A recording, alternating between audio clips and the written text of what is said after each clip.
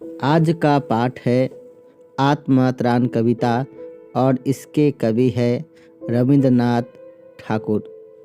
कविता का पहला पद्यांश।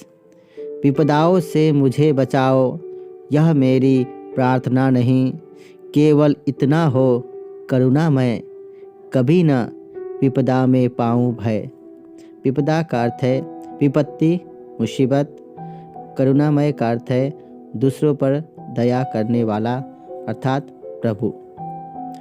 इस कविता में कवि ने ईश्वर को करुणामय कहा है। यह एक प्रार्थना गीत है और इसमें कवि भगवान से प्रार्थना करते हैं। कवि किससे प्रार्थना करते हैं? कवि भगवान से प्रार्थना करते हैं। साधारणतः मनुष्य जब भगवान से प्रार्थना करते हैं तो कहते हैं, हे प्रभु, आप मुझे विपदा या मुसीबतों से बचाओ, मेरे दुख कष्टों को दूर करो। लेकिन इस पद्यांश में या इस कविता में कवि भगवान से ऐसी कामना नहीं करते हैं। वे यह नहीं कहते हैं कि आप मेरे दुख कष्टों को दूर करो, संकटों से मुझे बचाओ। तो आखिर इस पद्यांश में या इस कविता में कवि भगवान से क्या चाहते हैं और क्या नहीं चाहते हैं, आइए पहले पद्यांश के भावार्थ को पढ़कर समझे। विपदाओं से मुझे बचाओ, यह मेरी प्रार्थना नहीं। इस पंक्ति में कवि प्रभु से क्या कहते हैं? इस पंक्ति में कवि प्रभु से कहते हैं, हे प्रभु, मैं आपसे यह प्रार्थना नहीं करता हूँ कि आप मुझे विपदा से, मुसीबतों से, दुख कष्टों से बचाओ, केवल इतना हो करुणामय। यहाँ कवि ने प्रभु को करुणामय कहा है। तो हे प्रभु, आप मुझ पर इतनी कृपा करना कि कभी ना विपदा में पाऊँ भय। कि आप मुझ पर इतनी कृपा करना कि मैं जीवन में कभी भी विपदा या संकटों में तनिक भी भयभीत न हूँ, बल्कि मेरे जीवन में जब विपदा आए तो मैं उसका सामना कर सकूं।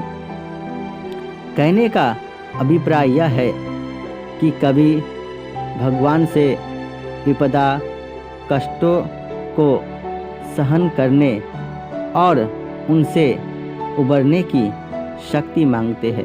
तो इन 3 पंक्तियों में कवि क्या कहना चाहते हैं, देखिए। कवि प्रभु से यह प्रार्थना नहीं करता है कि आप मुझे विपदा से बचाओ। वह केवल प्रभु से इतना कहता है कि जब भी मेरे जीवन में विपदा आए तो मैं बिना भयभीत हुए उसका सामना कर सकूं और उसे दूर कर सकूं। इसके लिए कवि भगवान से शक्ति मांगता है। अगली पंक्ति है, दुख ताप से व्यथित चित्त को न दो सांत्वना नहीं सही, पर इतना होवे करुणा मैं, दुख को मैं कर सकूं सदा जय। व्यथित चित्त का अर्थ होता है दुखी मन।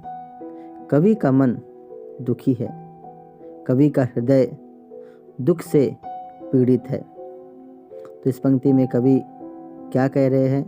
इस पंक्ति में कवि भगवान से प्रार्थना कर रहे हैं कि हे प्रभु, जब कभी भी मेरा मन दुखी हो, मेरा मन व्यथित हो, तो उस समय आप मुझे सांत्वना के शब्द न कहे तो कोई बात नहीं, आप मुझे धीरज मत बधाए तो भी कोई बात नहीं, पर इतना होवे करुणामय, दुख को मैं कर सकूं सदा जय।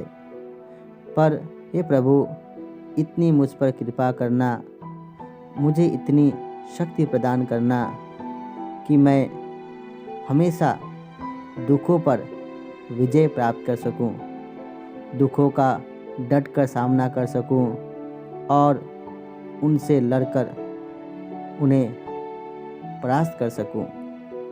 तो इस प्रकार इन तीनों पंक्तियों में कवि भगवान से सांत्वना नहीं, शक्ति मांगते हैं, जिस शक्ति के द्वारा वह स्वयं ही दुखों का सामना करके दुखों पर विजय प्राप्त करना चाहते हैं। इन तीनों पंक्तियों का भावार्थ देखें। कवि ईश्वर से प्रार्थना कर रहे हैं कि जब कभी भी मेरा मन व्यथित हो, दुख कष्टों से पीड़ित हो, तो आप मुझे सांत्वना के शब्द ना कहे तो कोई बात नहीं, किंतु मुझ पर इतनी कृपा करे, मुझे इतनी शक्ति प्रदान करे कि मैं दुखों पर विजय प्राप्त कर सकूं, उनसे लड़कर उन्हें परास्त कर सकूं।